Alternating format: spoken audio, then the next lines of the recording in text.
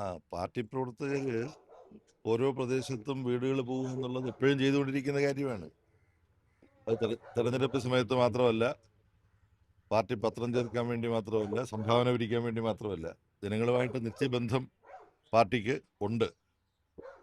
ഇപ്പോൾ പാർട്ടി കൈക്കൊണ്ട തീരുമാനമെന്ന് പറയുന്നത്, ത്രിതല പഞ്ചായത്ത് തിരഞ്ഞെടുപ്പ് കഴിഞ്ഞു, ഇനി അസംബ്ലി തിരഞ്ഞെടുപ്പിനുള്ള തയ്യാറെടുപ്പ് നടക്കുകയാണ്.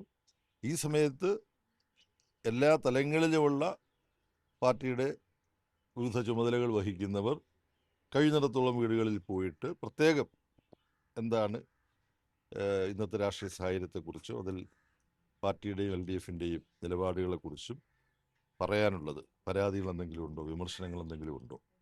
അപ്പോൾ അതിൽ തുറന്നു പറയുന്ന കാര്യം, CPMനും LDFിനും ഈ ത്രിതല പഞ്ചായത്ത് തിരഞ്ഞെടുപ്പിൽ ഉദ്ദേശിച്ച തരത്തിലുള്ള വിജയം ഉണ്ടായില്ല. പല സ്ഥലത്തും തിരിച്ചടികളുണ്ടായി. ഇപ്പോൾ തിരുവനന്തപുരത്ത് BJP മേയർ വരുന്നൊരു സാഹചര്യം വന്നു. അപ്പോൾ അതെല്ലാം ഗൗരവമായിട്ട് കണക്കിലെടുക്കേണ്ട കാര്യങ്ങളാണ്. ഇതെന്തുകൊണ്ട് സംഭവിച്ചു? അപ്പോൾ അതിൽ ഞങ്ങൾ കണ്ട കാര്യങ്ങൾ പലതും ഉണ്ട്. ഇപ്പം തന്നെ വ്യാപകമായ തോതിൽ പണം വിതരണം ചെയ്ത്, അപ്പോൾ വോട്ട് വിലയ്ക്ക് വാങ്ങിക്കുകയായിരുന്നു. ഇപ്പം ഈ വാർഡിൽ തന്നെ ദൂരെ നിന്ന് വന്ന ഒരു BJPയുടെ പ്രതിനിധി ആണ് മത്സരിച്ചത്. സ്ത്രീകൾക്കും പുരുഷന്മാർക്കും വോട്ട് വാങ്ങാൻ വേണ്ടി വിതരണം ചെയ്ത തുക അതെന്താണെന്ന് ഞങ്ങൾക്ക് ഇവിടെ ഈ വീട്ടിലൊന്ന് സംസാരിച്ചപ്പോഴും മനസ്സിലാക്കാൻ കഴിയും. അപ്പം അതിൽ BJPയുടെയും RSSൻ്റെയും ഈ സ്ത്രീ വിരുദ്ധത കോട്ട് ആൻഡ് കോട്ട് വ്യക്തമാണ്. കാര്യം ആണുങ്ങൾക്ക് കൊടുത്തതിൻ്റെ പകുതിയെ സ്ത്രീകളുടെ വോട്ട് വാങ്ങാൻ വേണ്ടി കൊടുത്തിട്ടുള്ളൂ. അപ്പോൾ വോട്ട് കച്ചവടമാണ് ഈ തെരഞ്ഞെടുപ്പിൽ നടന്നത്.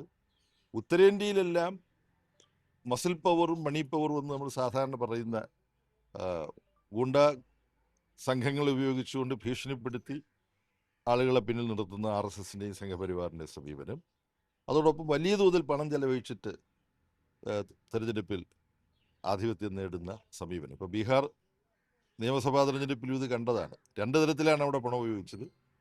ഒന്ന്, ഗവൺമെൻറ്റിൽ നിന്നും ഒരു പദ്ധതിയുടെ ഭാഗം എന്നുള്ള തരത്തിൽ സ്ത്രീകൾക്ക് മുഴുവൻ 10,000 രൂപ വെച്ച് കൊടുത്തിട്ട്, ഇലക്ഷന് തൊട്ട് മുമ്പ് കൊടുത്തിട്ട്, ഇനി ഞങ്ങൾ വന്നു കഴിഞ്ഞാൽ ലക്ഷക്കണക്കിന് രൂപ നിങ്ങൾക്ക് തരും. ഈ എൻ്റർപ്രണർഷിപ്പിന് എന്നുള്ള പേരിലാണ്, സംരംഭകർ എന്നുള്ള തരത്തിലാണ്. ഇതിന് പുറമേ വോട്ടിന് കൂലിയും കൊടുക്കുന്നു. അപ്പോൾ ഉത്തരേന്ത്യയിലെ ഈ കാശ് കൊടുത്ത് വോട്ട് വാങ്ങുന്നത് പോലുള്ള വൃത്തികെട്ട ജനാധിപത്യ വിരുദ്ധമായ രീതി കേരളത്തിലേക്കും തിരുവനന്തപുരം നഗരത്തിലേക്കും ഒക്കെ RSS കൊണ്ടുവരികയാണ്.